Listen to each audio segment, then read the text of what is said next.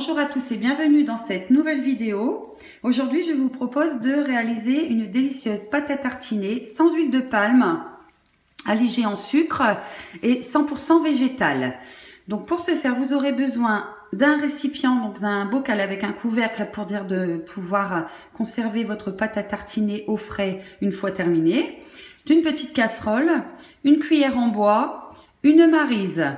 Ensuite, pour les ingrédients, vous aurez besoin d'un sachet de sucre vanillé, de 200 g de chocolat noir. Donc moi, j'ai choisi du chocolat noir 52% cacao, donc que vous coupez en carrés.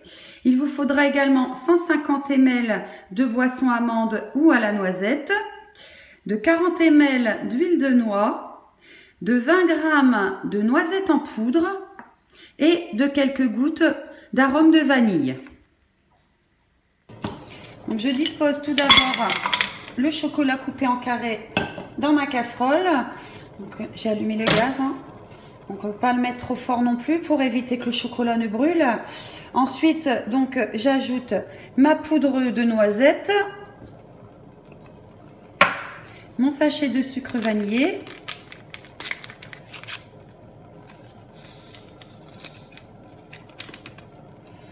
mon huile de noix,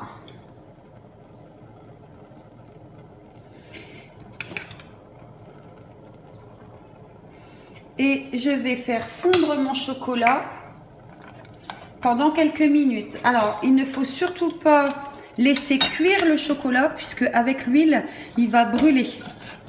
Donc, le but, c'est vraiment que les carrés soient dissous complètement. Et une fois qu'on aura le chocolat qui est totalement fondu, on stoppera la cuisson.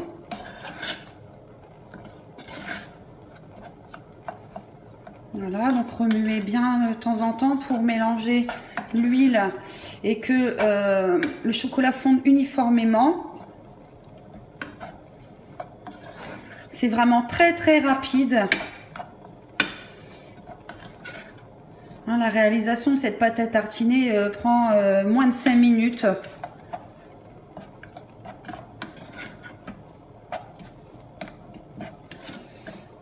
Donc moi je n'ajoute pas de sucre, mis à part le sucre vanillé, puisque le chocolat en plaque, donc le chocolat noir à dessert, est déjà très riche en sucre.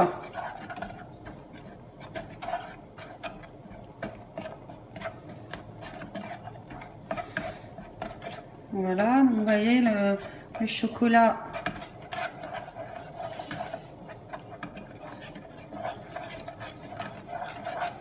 Ok, fondu, il y a encore quelques morceaux, donc je mélange bien pour éviter aussi que le chocolat qui reste sur les parois ne durcisse.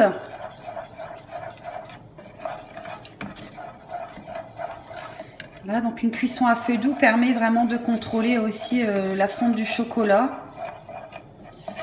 Voilà, donc quand il n'y a plus du tout de morceaux ou même de pépites de chocolat, quand il est entièrement fondu, voilà, je stoppe la cuisson. Ensuite, donc, je vais venir ajouter quelques gouttes d'extrait de vanille. Voilà. Je mélange à nouveau.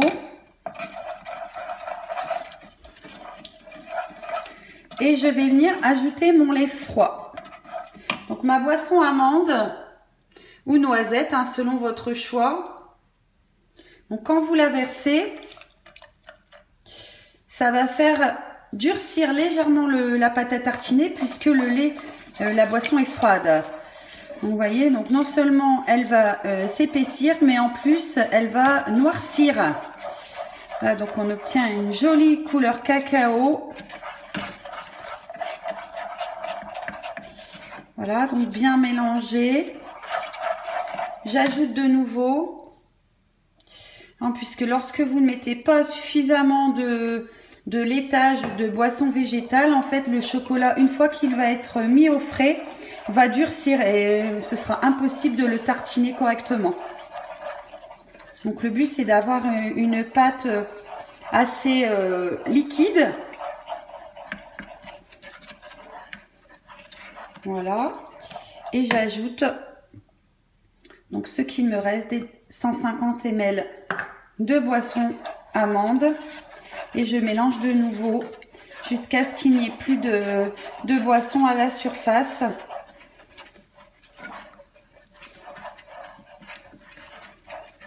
Voilà. Donc une fois que la pâte à tartiner est uniforme, vous la mettez dans le bocal à l'aide de la maryse.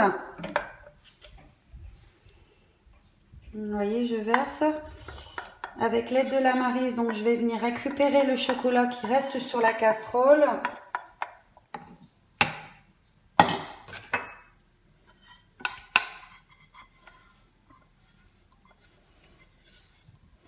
Donc j'obtiens un joli bocal de pâte à tartiner, quasiment 400 grammes du coup.